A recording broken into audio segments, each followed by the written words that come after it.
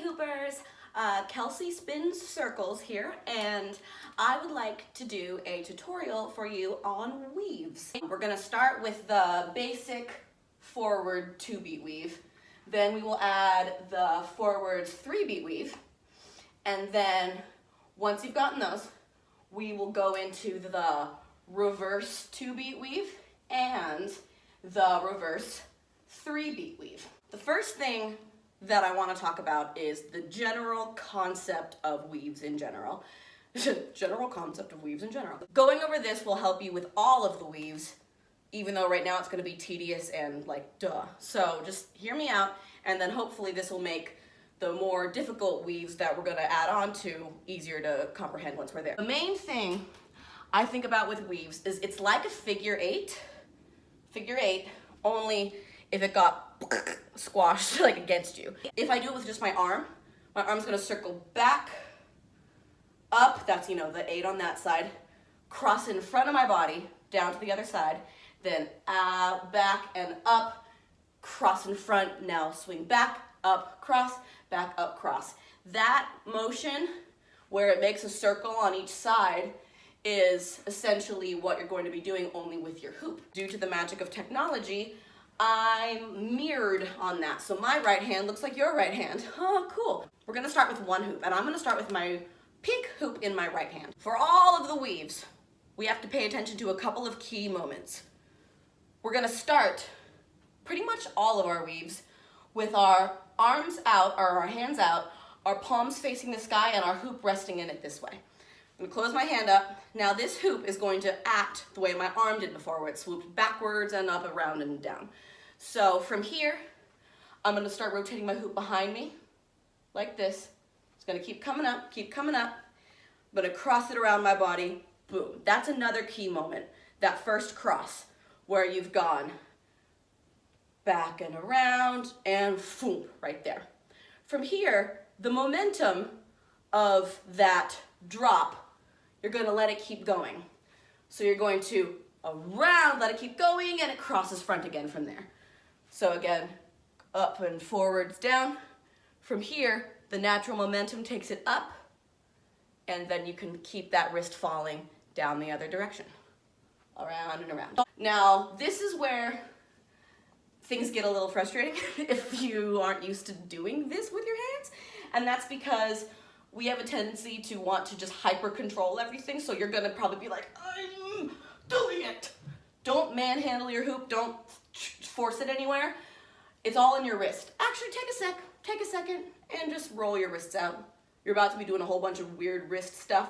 I'm pretty much letting the gravity of the hoop do all of it by itself, and then I'm just using my wrist as the pivot point to send it around. I'll stand in different directions so you can see what it looks like from different angles. If for right now you need to hinge more from the elbow to send it around, that's okay.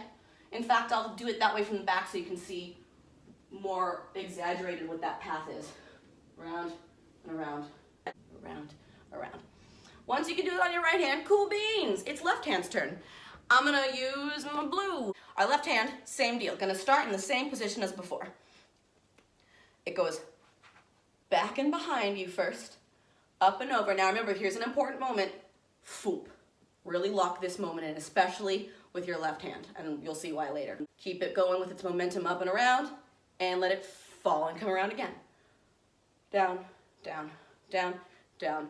Loosening up the wrist and letting it fall on its own. Remember that important moment? Here's why. It is time to put them together. Dominant hand, it's gonna start in that position we always started.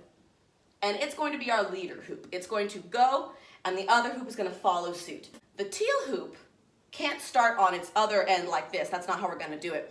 We're going to fast forward this hoop's journey where it got here, where I keep doing that break sound, where it's about to go up and around, but just we're not about there yet. Put your other pink hoop, your right-handed hoop, to your side. So from the front, I look like this right now. Both of my hoops are to my side. My pink is behind my green, my blue. My right palm is up, my left palm is down. This hoop's gonna go up and around. Right as it starts to crest the top, this one's gonna start making its journey. I'm gonna drop this one down to the side. Let me just hold it there for a second. Going around. Now you're here. You're in a similarly twisted predicament, except your hands have the other one on top, because the right hoop is still the leader. So it's gonna go up, blue's gonna follow it, down to there. Up, follow it, drop, drop. Up, follow it, drop, drop. Up, follow, drop, drop. Up, up, down, down. And then as you speed up, there's a moment where it clicks and you're like, ah, this is cool, I get it. A few things to notice right now that are really important for future stuff. First thing, pay attention to the relationship the two hoops have as they cross my body in each direction. By that I mean they're not sandwiched together, going around like some kind of a, medieval weapon, but instead one is the leader and the other one follows. We call that split time, which means that they're not going at the same time. They're each taking their own path. 1, 2, 1, 2, 1, 2. That's why it's called the 2-beat weave, by the way. 1, 2, 1, 2. The hoop hits the downward motion that many times. 1, 2, 1, 2. It's that moment where they circle each other. This one. That's really important for later. Same one with this. That moment. The ba. Look at them go. The ba. We're also going to do it with our other hoop leading, because we need to be able to do that in order to move on to the 3-beat weave. What does that mean, you say? I'm glad you asked, hypothetical viewer. We're gonna start with our pink hoop and do it the way we did it before. And I want you to notice, because my pink hoop is the leader, that hand is on top. Top. Let's reverse the whole thing and start with the blue hoop on our left hand. You're gonna have your blue in your left hand, facing backwards, or palm up and hoop here. It's about to go up and around. This time it gets to be the leader. Our right hoop is in its position where it just ended this, so it's about to make that circle.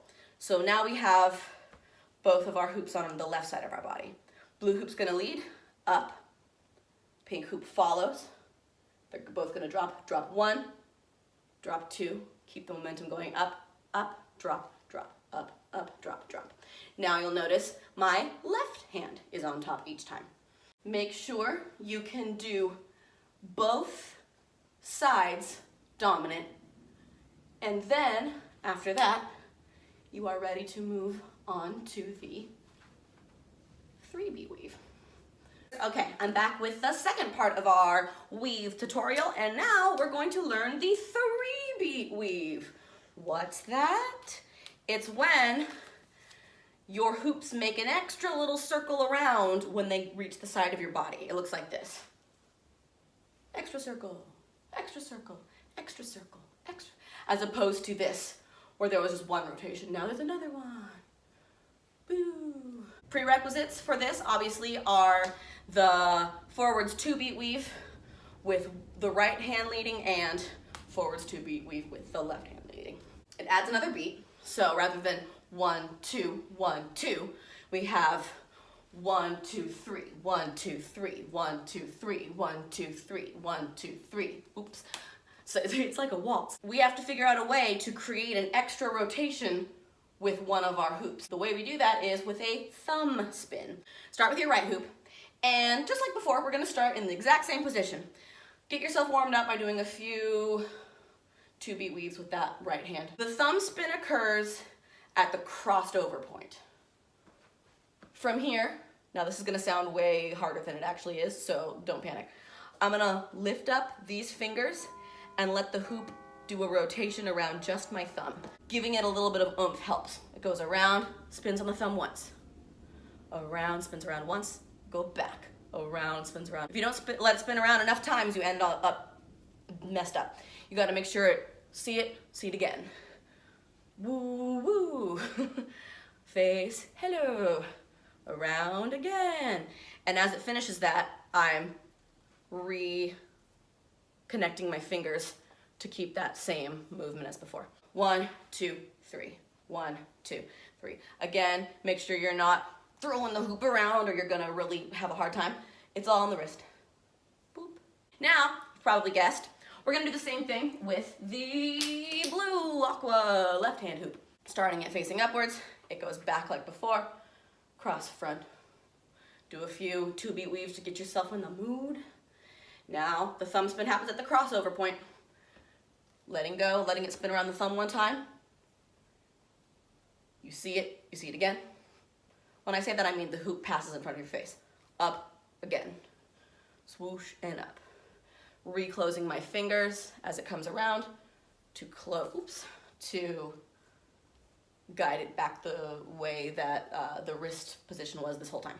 The 2-beat weave, you could choose whether or not you wanted to do them with your right hand on top and your pink hoop leading, or with your left hand on top and your blue hoop leading. For the 3-beat weave, they're going to naturally alternate. Here's how you put it together. Most important thing to think about right now. That moment. You want to make sure one hoop is complementing the other hoop's rotation when it makes its beat. We're going to start right now in the position that we started when we first learned the right hand initiating the 2-beat weave. In fact, let's just do a few of those. I'm going to turn around so you can see the thumb spinny hand because it's about to do some fancy stuff. I'm still leading with my right hand right now. There's a moment right here. Remember, this is when I let go and do my thumb spin. In order to let my hoop have enough time to do its thumb spin, this aqua hoop is going to start to go in some weird slow-mo stuff. It's going to go around, do its own thing while this thumb gets to do its thumb spin. So right now, we're going to go down, bleh. Just let this one drop. Bleh. No one likes you, blue hoop. Bleh. Swoop, swoop, stay. Now, I want you to slowly bring that blue one around.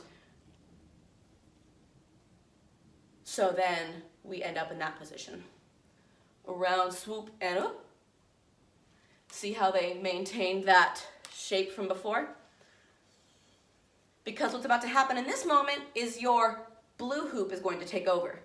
2-beat weave starting with the blue hoop. I'm gonna turn this way so that you can see when it comes around and does the thumb spin. Now I'm gonna let my pink hoop do its own thing for a second and let the blue hoop spin. Blue, blue, slow round, pink leads. So, blue up and around. Blue, pink up and around. Now, the pink leads and you go back to the pink side. Pink up and around. Blue up and around. Oh no, my child. Pink up and around. Blue up and around. Pink up and around. Blue up and around. Pink, blue, pink, blue. It's like your Aurora at the end of the movie. The beats in blank beat weaves refer to how many swoopy arounds you have until you go the other direction. 2-beat weave, 1, 2, 1, 2, 1, 2, 1, 2. 3-beat weave, 1, 2, 3, 1, 2, 3, 1, 2, 3, 1, 2, 3. This might be really frustrating for you for a really long time, but it's like riding a bike, and once it clicks, you're like, I did it! So be patient with yourself. You'll get it, and it's gonna be really fun. So if you have any questions and something wasn't clear enough, or I babbled and it didn't make any sense in any human language, please comment with questions and let me know, and I will try my best to answer them for you.